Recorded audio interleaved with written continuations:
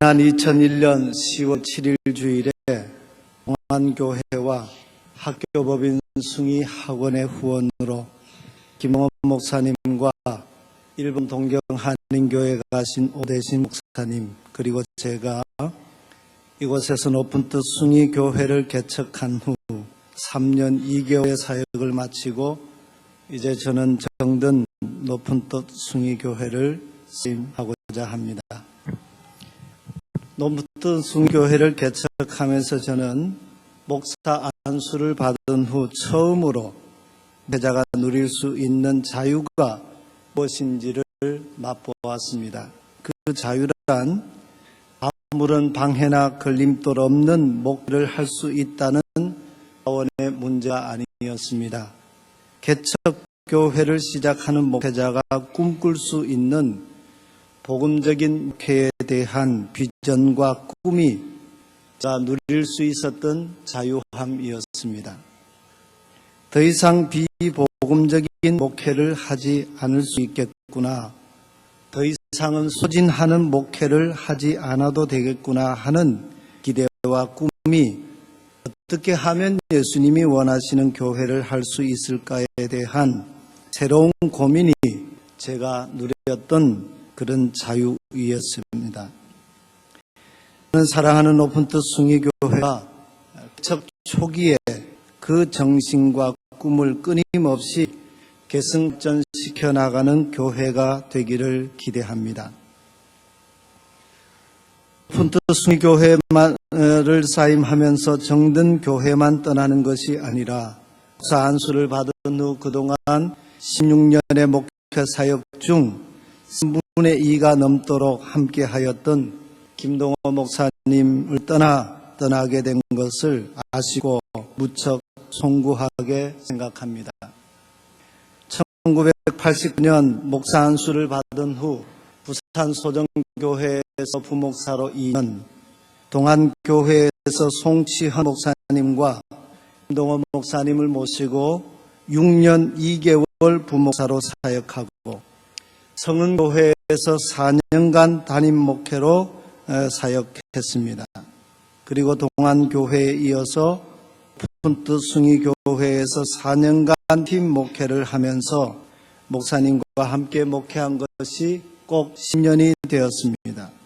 순간 담임 목회를 위해서 떨어진 기간은 있었지만 결국 14년 동안 김 목사님과 함께 목회 생활한 것이나 다름없습니다.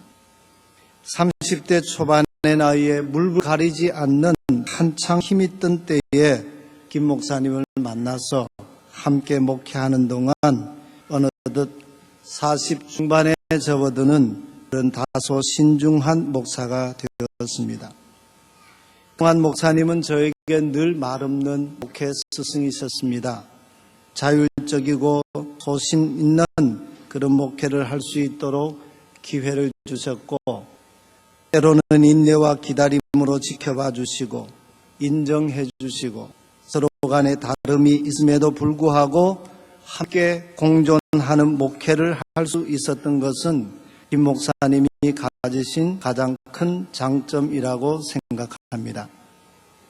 저에게는 참 좋은 목회 스승들이 계십니다. 부산소정교회 김두봉 목사님은 은퇴를 눈앞에 두고 저를 불러주셨는데 아들같이 사랑해 주셨고 아무것도 모르는 저에게 목회 ABC를 가르쳐 주신 분입니다. 무엇보다도 연륜 있으신 목회자의 여유와 신방 목회의 소중함을 목사님을 통해서 배웠습니다. 동안교회 원로 목사님이셨던 송치헌 목사님께는 설교 사역의 성실함을 배울 수 있었고 다소 지나칠 만큼 교회 중심적인 목양 일념이라고 하는 목회가 무엇인지를 볼 수 있는 기회였습니다. 그럼에도 불구하고 저의 궁극적인 목회 모델은 그분들이 아닙니다. 여러 목사님들로부터 목회를 배우기도 하고 많은 영향력을 받은 것은 사실이나 저는 앞으로 남은 제 목회의 궁극적인 모델을 예수님께 두고 싶습니다. 지금까지 8년 동안 부목사로 사역한 바가 있습니다. 부목사로 사역할 때 제가 가지고 있었던 목회 철학과 기준은 제가 사역하던 교회에 담임하는 목사님이었습니다. 그래서 부목사이지만 담임 목사의 마음과 심정과 열정으로 목회하면 좋은 부목사가 될 것이라고 생각하면서 목회했습니다. 상대적인 평가이긴 하겠지만 그와 같은 저의 목회 철학과 목회 기준이 담임 목사님과 교우들의 신망을 얻은 목회가 되었던 것 같습니다. 그러나 그 이후 비록 짧은 4년간의 담임 목회 경험이었지만 담임 목회를 하면서 저의 그와 같은 기준과 목회 철학은 바뀔 수밖에 없었습니다.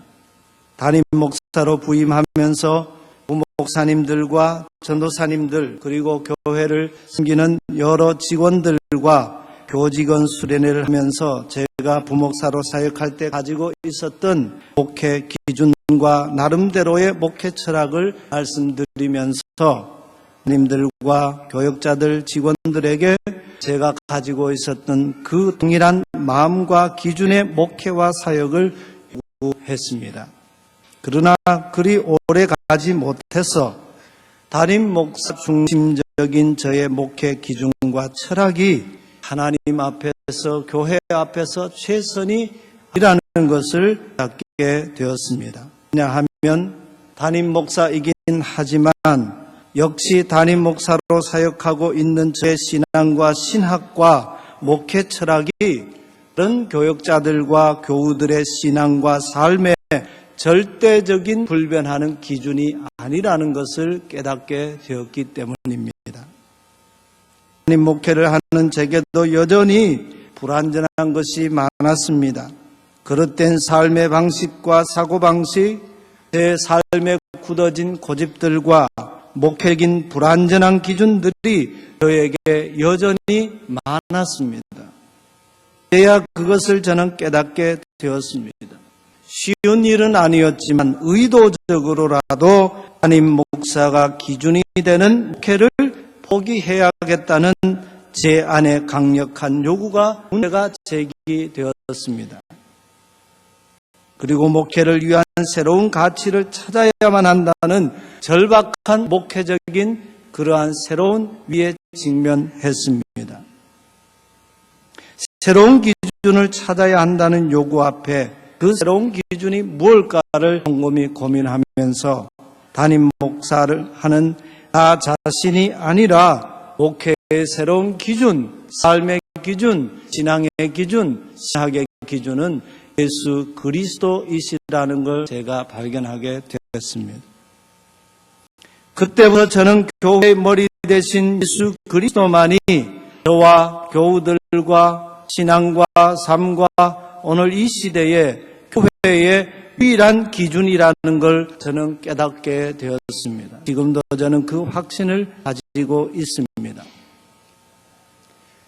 그때부터 저의 목회 관심은 이라면 어떻게 목회하기를 원하실까? 어떤 교회를 기대하실까? 한 고민을 하지 않을 수가 없었습니다.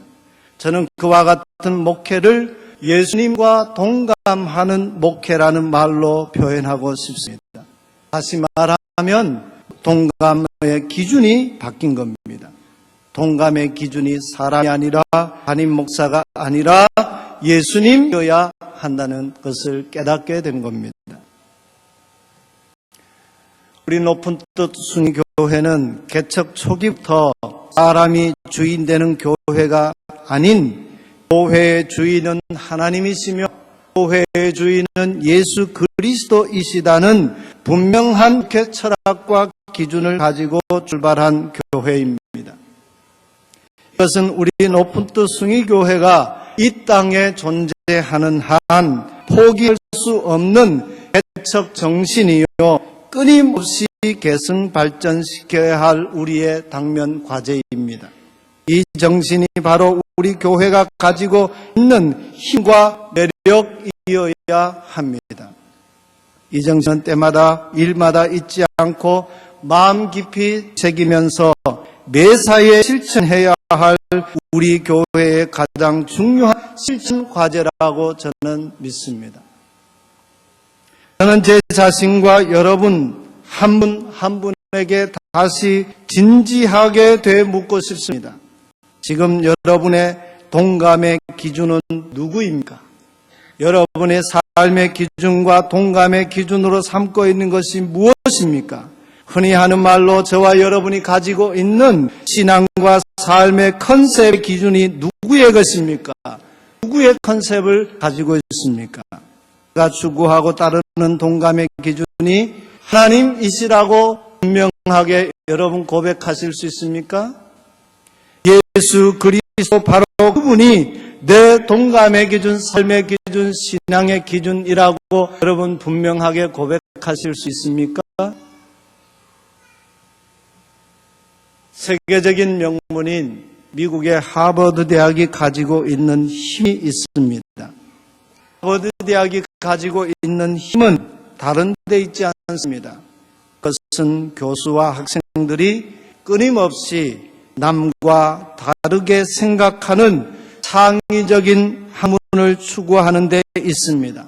한마디로 말씀드리면 남과 다르게 생각하는 그것에 하버드 대학에 진정한 힘이 있다는 겁니다. 남들이 다 하는 이야기를 그들은 공부하지 않습니다. 이미 연구하고 공부한 것을 반복하는 학습에 그들의 궁극적인 관심이 없습니다. 그것을 넘어서는 남과 다르게 생각하기 위해서부터 하버드 대학은 새롭게 출발합니다. 바로 거기에 그 대학의 힘이 있습니다. 보편적이고 관습적이고 인습적인 교회와 삶과 우리의 기준에서 멈추지 않아야 합니다. 상식적인 것에 우리가 만족하지 않아야 합니다. 보다 더 창의적이고 남과 다르게 생각하는 데서부터 정체성을 우리는 새롭게 회복해야 합니다. 저는 우리 노프트 숭의교회의 힘과 매력이 바로 여기에서 나오기를 기대합니다. 그런데 매우 중요한 것은 그 다름의 기준 문제입니다. 우리 교회의 다름의 기준은 오직 예수 그리스도 한 분이어야 합니다. 사람들의 철학이나 이념이나 상식적인 가치나 보편적인 가치, 인습적이고 관습적인 전통에서 나오는 것이 아니어야 합니다. 길과 진리와 생명 되신 예수 그리스도의 복음으로부터 우리 교회의 다름의 기준이 나와야 합니다. 거기에서부터 우리 교회의 다름이 정체성이 회복되어야 합니다. 복음서에 나타난 예수님의 공생의 사역을 보면 예수님 사역에 한 가지 분명한 특징이 있습니다. 그것은 한마디로 말한다면 다름이었습니다. 예수님의 사역은 달랐다라는 겁니다. 다른 분이었다는 겁니다. 마태복음 7장 20절 29절에 보면 예수님으로부터 산상수훈의 복음을 들었던 무리들이 예수님의 가르침을 받은 후에 그들의 반응이 나옵니다. 그 반응이 무엇이었습니까? 그 반응은 한마디로 놀라움이었습니다. 놀람이었습니다. 충격이었습니다. 그 인생을 마구 새롭게 흔들어대는 새로운 충격이었습니다. 왜 놀라웠습니까? 두 가지 이유입니다. 하나는 예수님의 가르침 그 자체가 권위 있었다는 겁니다. 어떤 서기관과 어떤 사람들이 가르치는 것과 비교할 수 없는 엄청난 새로운 권위가 예수님 가르침에 있었다는 겁니다. 두 번째는 예수님의 가르침이 그들의 율법학자들인 서기관들의 가르침과 같이 아니함이었더라 말씀합니다. 서기관들의 해석과 가르침과는 전적으로 예수님의 복음과 그 가르침이 달랐다라는 의미입니다. 즉 예수님의 가르침에 나타나는 복음은 내 종교의 가르침과 서기관들의 전통적인 해석과 가르침, 율법과는 같지 않은 것이었기 때문에 그들은 놀라지 않을 수 없었습니다. 예수님의 서기관들과 다른 시각, 다른 관점에서부터 바로 예수 그리스도의 복음이 드러나고 있다는 의미입니다. 저는 사랑하는 우리 높은 뜻 숭의교회의 다름의 기준은 목회자나 장로나 그 어떤 한 사람의 힘 있는 자들에게서부터 나오는 것이 아니어야 한다고 저는 믿습니다. 우리 교회의 다름은 철저하게 예수 그리스도의 복음으로부터 나와야 합니다. 동감의 기준이 예수 그리스도이어야 합니다. 예수님의 복음이어야 합니다. 그럴 때 우리 교회는 예수님 말씀처럼 지혜로운 건축자와 같이 비가 내리고 홍수가 나고 바람이 불어도 무너지지 않는 든든한 반석 위에 세운 교회가 될 것입니다. 그렇습니다. 우리 교회가 높은 뜻 숭의교회가 되기 위해서는 이 그대로 그 동감의 기준을 철저하게 하나님의 뜻에 두어야 합니다. 그 하나님의 뜻은 예수 그리스도를 통하여 궁극적으로 완성적으로 내게 계시되었습니다. 히브리서 1장 1절 말씀처럼 옛적의 선지자들로 여러 부분과 여러 모양으로 우리 조상들에게 말씀하셨던 하나님이 이 모든 날 마지막에 궁극적으로는 자기 아들을 통하여 우리에게 말씀하셨느니라.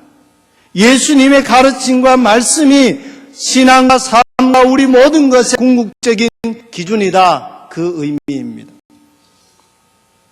본문에서 우리는 자리에 누워 절망 중에 인생을 질 수밖에 없었던 중풍병자를 고치신 예수님을 만나게 됩니다.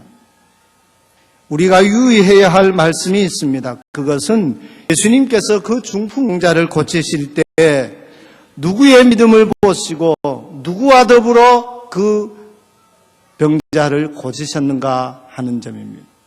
5절 말씀에 예수께서 그들의 믿음을 보시고 중풍병자에게 이르시되 소아야 내 죄 사함을 받았느니라 말씀하십니다. 이 말씀 여러분 집중해 보시기를 바랍니다. 이 말씀에서 여러분이 발견할 수 있는 것은 무엇입니까? 예수께서 그들의 믿음을 보시고 중풍병자에게 이르시되 소자야 내 죄 사함을 받았느니라. 이 말씀을 이해하기 위해서는 예수님 당시 유대주의라고 하는 안경을 끼고 이 본문을 들여다보아야 의미를 캐치할 수 있습니다. 간단하게 답을 드리면 예수님은 예수님 자신과 동감하는 자들과 더불어 일하시는 하나님이시라는 의미입니다. 그렇다면 본문에 나오는 주인공들 중에 예수님과 동감하는 자들은 누구입니까? 반면에 예수님과 동감하지 못한 인물들은 누구입니까? 예수님과 동감하는 자들은 무엇이 예수님과 동감하는 마음이었고 동감하는 것이었습니까? 그 답을 여러분 말씀하실 수 있겠습니까? 본문에 나오는 주인공들 중에 절망적인 소망 없는 중풍병자를 보면서 예수님이 가지고 계셨던 그 마음과 예수님과 동감한 자들이 있었습니다. 그들은 중풍병자를 고쳐주기 위해서 그가 누운 살을 메고 와서 지붕 위로 올라가서 지붕을 걷어내고 불에 달아내려 예수님 계신 곳에 중풍병자를 내려놓았던 중풍병자의 4명의 친구들입니다. 반면에 중풍병자를 보고도 예수님과는 전혀 동감하지 못한 자들도 있었습니다. 당시 유대 종교의 실체들이었던 서기관 바리새인들이 그런 사람입니다. 그들은 예수님의 중풍병자를 고치는 일과 그의 죄를 사하는 일을 동의하지 않았습니다. 기뻐하지 않았습니다. 오히려 예수님을 비난했습니다. 하나님을 모독하는 자로 비난했고 예수님을 거부했습니다. 예수님과 동감한 자들의 그 동감의 실가 무엇일까요? 그것은 바로 예수님의 자비와 긍휼과 용서와 사랑입니다. 당시 중풍병자는 유대 종교적인 가치와 기준으로 보면 또 사회적으로 보면 철저하게 버림받은 자였고 하나님으로부터 벌을 받아 징계를 받아 병자가 되었다는 죄인이라고 하는 낙인을 가진 사람입니다. 내 종교의 신학과 가치관의 기준은 병자는 죄인이다 하는 공식으로 적용받는 그런 사람입니다. 그렇기 때문에 유대 종교의 신학과 신앙에 철저한 사람들, 유대 종교 보편적인 습직인 전통에 충실한 사람들, 서기관 바리새인들은 그 중풍병자를 인간으로 취급하지 않았습니다. 그를 주어 마땅한 죄인으로 취급했습니다. 그들에게 있어서는 죄인일 뿐이었습니다. 그러기에 철저하게 종교적으로 격리된 인생을 살아갈 수밖에 없었고 사회적으로도 버림받은 소자에 불과한 그런 존재였습니다. 여기 소자라고 하는 말은 나이가 어리다 그런 뜻이 아니라 사회적으로 종교적으로 전혀 인정받지 못한 버림받은 존재, 그런 의미입니다.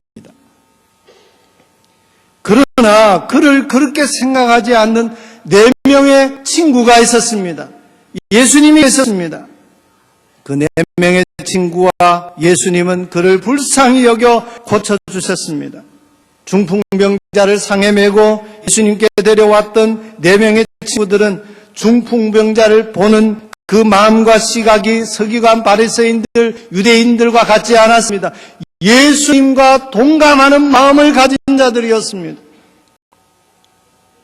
예수님은 바로 그들과 더불어 그들의 믿음을 보시고 그 믿음은 예수님과 동감하는 그 마음을 보시고 그 중풍병자를 고쳐주셨다는 겁니다. 예수님이 중풍병자에게 내 자리를 들고 일어나 걸어가라 말씀하시기 전에 소자야 사함을 받았느니라는 이 말은 이미 그는 병자이기 이전에 종교적으로 사회적으로 죄인이라고 하는 낙인이 찍힌 그런 존재임을 예수님이 그 말씀을 상기시키는 겁니다.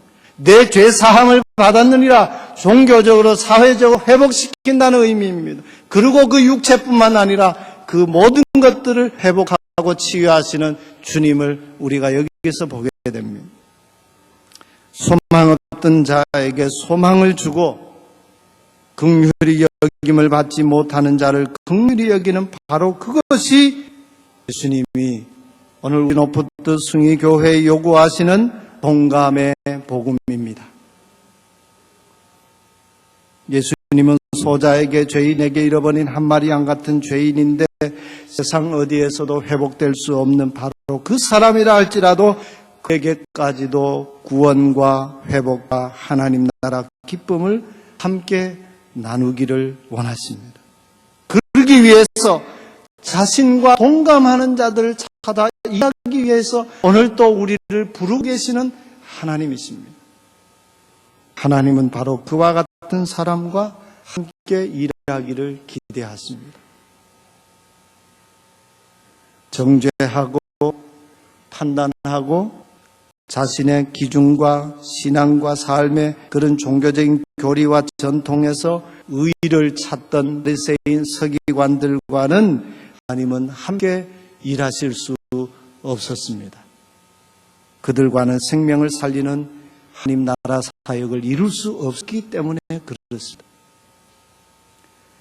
저는 우리 노푸트 숭의교회에는 예수님의 복음적인 사역을 거부하는 바리새적이고 시관적인 자들이 단 한 사람도 없기를 기대합니다.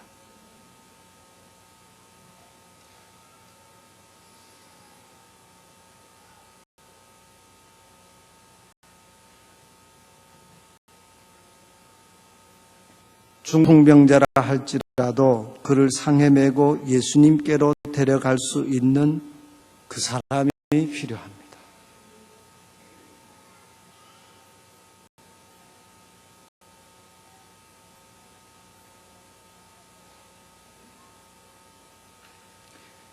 예수님과 동감하는 자들이 많은 교회가 될 때 우리 교회 소망이 있습니다.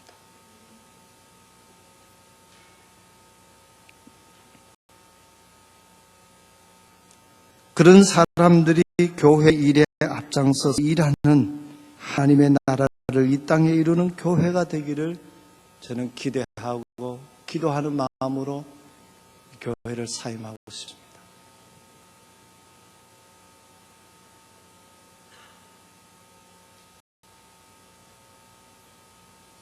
사랑하는 교회 여러분, 여러분의 동감의 기준을 바꾸십시오.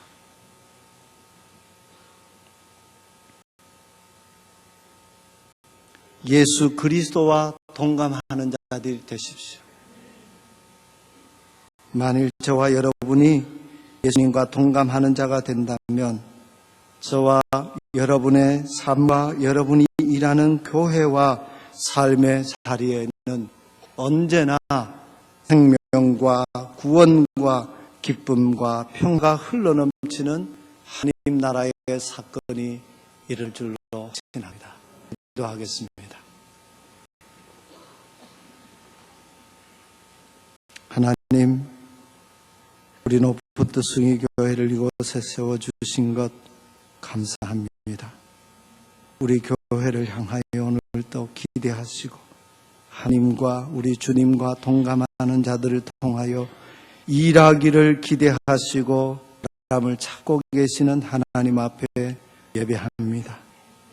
하나님, 우리 교회는 주님과 동감하는 자들로 이 교회의 일들을 감당할 수 있게 해주시고 우리 사랑하는 교우들 예수님의 마음 품고 하나님의 마음 품고 이 시대에 우리를 부르신 주님의 부르심에 응답하는 삶 사는 우리 교우들과 우리 교회 될 수 있도록 하나님 축복하여 주옵소서. 우리 주 예수 그리스도 이름으로 간절히 기도하옵나이다. 아멘.